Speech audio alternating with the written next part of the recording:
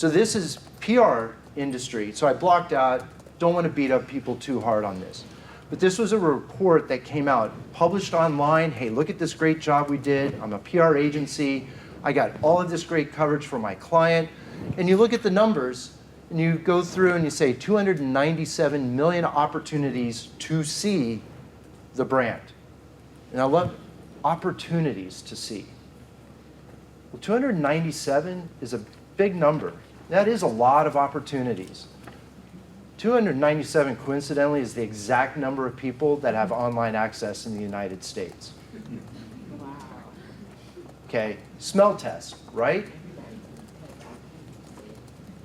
Additional 121 of those stories, 188 million opportunities to see the brand portrayed positively.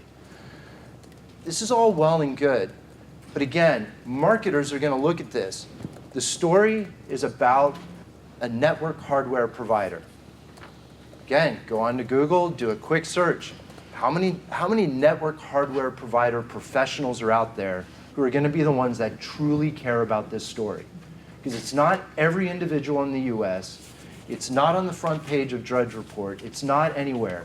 It's probably very specialized, localized, and I can probably tell you, based on the language used here, this was a press release. And these are just numbers coming back off of a press release. But really the true number is the potential is 18 million. And then it's some subset. And then the next question would be, what did that 18 million, how many of them came to my website? How many of them downloaded white papers? How many people actually ended up buying hardware from us based on this coverage? Because this is the mindset that marketers have. And in PR, this is the direction that we have to look at in terms of how we think about what we do as it relates to marketing and advertising mindsets. Really what we're coming down to is attribution. Forget about the numbers. Forget about all those things. Because what we're really trying to do in PR is get credit. Hey, the work that I did to get my CEO on CNBC or the story in the New York Times is worth something. But what it's really worth is what people actually did. Did they buy more? Was there a long tail? Did they have word of mouth? Did they go and tell that to somebody else? That's overall attribution. Direct attribution is going directly to your website and doing something. And that's what we're trying to define here in what I believe, are the steps that we need to make moving forward to really help out people in PR. But let's talk about attribution, because here's where, even up to today, everyone in this room, you're not going to ever get credit for what's happening online. So here's the buyer's journey of what's happening. It doesn't have to be in this order either. So there's a display ad that someone might see. It might actually start with a TV or online earned and paid. So there's a great story, or they see an advertisement here. Here's what common nature of people today is: when they see something, everyone in this room I think will nod your head. What is the first thing that you typically do that piques your interest? Go to Google. Do a search on it. So you do the search. And in early models of attribution, this is how Google had so much success in Google Analytics, and then you saw other companies come about, is that brand search in Google is usually just a mechanism for a directory to get you to their website. So everyone's seeing on their website, all this traffic's being redirected to me from Google as organic search. But the organic search, it wasn't organic to the sense that I'm just going to think about looking up Tesla today. It's because I saw something on TV, or I may have seen something earlier that caused me to search on that, and then takes me to the website where I then do something. Download a brochure, buy whatever that KPI for that company might be. It was a very simple model. Today, that model is much more complex from an attribution standpoint. So a buyer's journey at this point may be, I saw a story, I did a search on it to understand more about it because I liked what it had.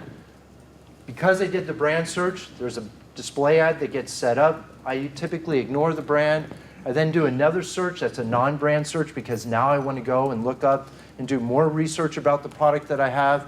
I may step away, I come back, I get another display ad, and then I see a commercial, come back, do another brand search, And then I go to Facebook, and because I'm in Facebook now, and Facebook does an incredible job of collecting, by the way, all of that data. Every step that you've just made online on your computer, they can see all of it, and you're sitting there and you're like, wow, how does Facebook know that I actually want to buy this car? It's because they know. And now I click on the Facebook ad, I'm ready to commit, and I go and buy, and then guess who gets credit? Facebook. The marketer who's sitting there, now the social media person's going, see, look at all the stuff I'm generating. I'm generating revenue. Isn't this fantastic? But the real part of attribution and where we're failing, the credit needs to go back to the beginning. That's what set the person off on the journey, to go through it. If they had not seen that earned media story, they would have not done anything else. But nobody in this room is getting credit for that very first step. None of you. And that's unfortunate. Yes? Where does search engine optimization fit into that? Yeah, it's technically around here. So the brand search is where that would lie. So I do the search, and I'm hoping the website's going to come up. I put in Tesla Model X.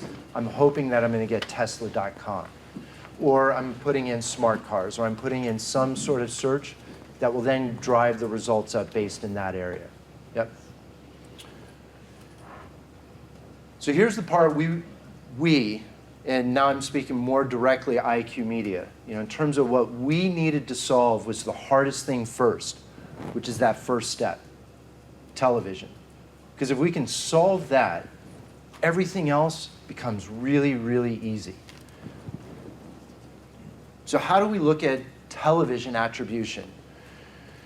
So very academically, I mean, it's pretty similar to all of the other stuff, but there's some nuances and some real challenges around how we need to get data out of this, presented in a way that is meaningful and is also realistic in terms of the outcomes. So you have KPIs. So those KPIs can be visits, signups, purchases, website traffic, all of those things that data is looked at from the company's perspective. And you baseline that. So there's a baseline of that data, and then we need to identify when does that TV spot air. And again, spot meaning earned or paid media. And then because we know the baseline of all of your data, there is what's referred to as a lift or uplift. Okay? So then in that time period is typically very defined. So what we needed to figure out was what is that defined period, get all of this data in, and then understand what that attribution was in terms of how it relates to it. Presenting kind of another way. So looking at it, the initial main challenge that in looking at this and in solving, we had really a waterfall effect happen out of this. So here's a problem that advertisers have when they're looking at it, because advertisers initially said, well, I know the program schedule. I'm given the time of which ads run. I know the ad is supposed to run at 8:07. But here's something we figured out. Ads on general run 5 minutes and 22 seconds late from the schedule, on average. So there's a window there, and you're thinking, well, 5 minutes and 22 seconds, that's not bad. But when you're looking at attribution of the user behavior, so going back to my opening slide, of users that come in, or that when they're looking at online and when they go and do that brand search or that buyer's journey, the first 90 seconds of that adding, or of showing, the first 90 seconds, 80% of the users are doing a search. In the first 90 seconds of that ad. The next 90 seconds is 90% of that 30% that's now looking at it. So now you're looking at a 3-minute window to try and define attribution to it when the ads are running 5 minutes and 22 seconds off. So you had this lag. So now you can't tie events to what's actually happening on TV. So how do you go about solving this? You can't depend on the schedule. So now what you look at is image detection. Is the ad running? So first thing you have to do, even before the image detection, is what's running within the hour of program, paid content or earned content. If it's paid, in that ad block, what are the ads that are within it? Well, there's a number of ways that you can also do that, is to understand the blocks but then also image recognition. Is this an ad, or is it a placement within a program, or is it true earned media? So what we're doing is we're having to create new data out of a very old platform in terms of data. We've had a ton of TV data out there. Sorry, we're creating new information out of data that never existed. So by doing that, seeing that this ad actually ran at 8 minutes and 12 seconds, we can then get a true profile of what that user looks like. And then now we can put attribution to the website metrics, and we can tie them exactly to moments in time, within a second. So I can look at, there's a big spike of downloading here within a 10-minute interview of my CEO. What caused that? So what this would then look like from a software perspective, looking at the software, is I have an earned placement that's playing on CNBC. They're talking about the top marks, and within that I can understand social sentiment. Do people like what they're seeing on TV? I can then overlay those KPIs. So now your earned content that's out there, you can see whether website traffic went up, did sales meaning downloading any of the any other pieces of content, anything related to audience. What is driving people to like what they're seeing in earned content on TV? Creating new levels of data. And then surrounding that, where did that fall in a paid? These are blocks of earned and paid, and then image recognition. So while Tesla was also in an earned spot, Ford was being seen as well as heard in a paid spot. Mercedes was in an earned, BMW in paid, Ford in earned. So now I get a perspective of not only how Tesla is there in the associated first-party data, but what did everything else look like in my competitive landscape around me? Because all of those things will influence the consumer at the end in terms of what they do and how they research. So here's the shift. We looked at that data, and the next step was, so what? What do I do with this? Because this is the part in which we can create more power for people in PR around earned media. Cross-channel marketing is nothing new. So you have different platforms that we all use every day, websites, mobile apps, points of sale, email and ad campaigns, CRM, and offline type systems. And in those, this ecosystem here, this data collection, these are the guys that sit between us and Facebook and all of the ad-serving platforms. And this is the stuff that's happening here moves at the speed of light, and it's what causes us to see the things in Facebook platform or online where it's tracking all of your user behavior. And it's not around cookies anymore either. What's happening around here is amazing in terms of, on average, we own 3 devices.